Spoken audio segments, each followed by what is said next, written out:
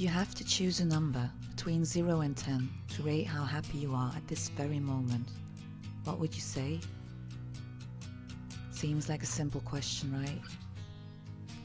I was listening to the radio while driving and this topic came up, and listeners were asked to rate their happiness. I remember rolling my eyes a bit and smirking about the silliness of this inquiry. But to my surprise, a lot of listeners responded quite quickly, and in general, the ratings were pretty high. I started doubting my initial thought and began to wonder if I was the odd one out. Throughout my life, this question has popped up several times in various situations, and come to think about it, I don't think I've ever been able to answer it properly myself. But then again, how could anyone? The term happiness is thrown around so randomly and has been put on a pedestal, almost like someone's true purpose in life is to become sincerely happy. The end. Just thinking about this makes me anxious. What does it mean to be really happy?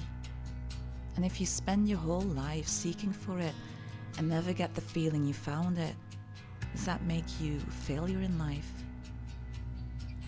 Throughout history, a lot of well-known individuals came up with different theories and definitions. Believe me, I know.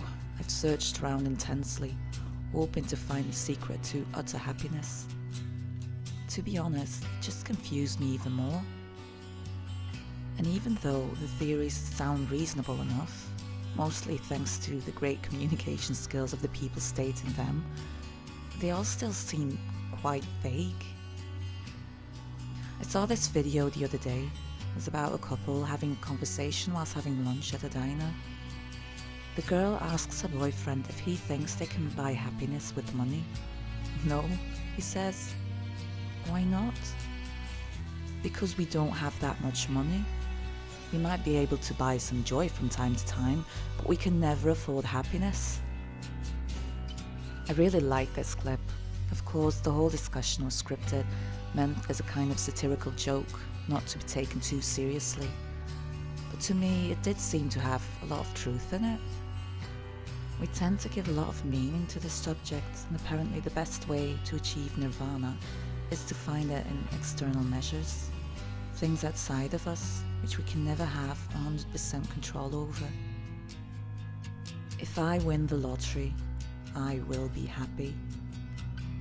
If I lose that much weight, I will be happy. 500,000 likes on my social media will make me feel fulfilled. Or if only I would find my true soulmate, my life would be complete.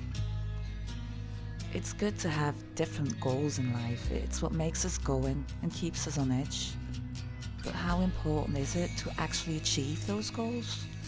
If we don't get there, did we waste our time and energy, and are we losers for giving up in the end? What if we do succeed? Will it be enough? Will that be it? Or would we just want more and more with the risk of never being satisfied?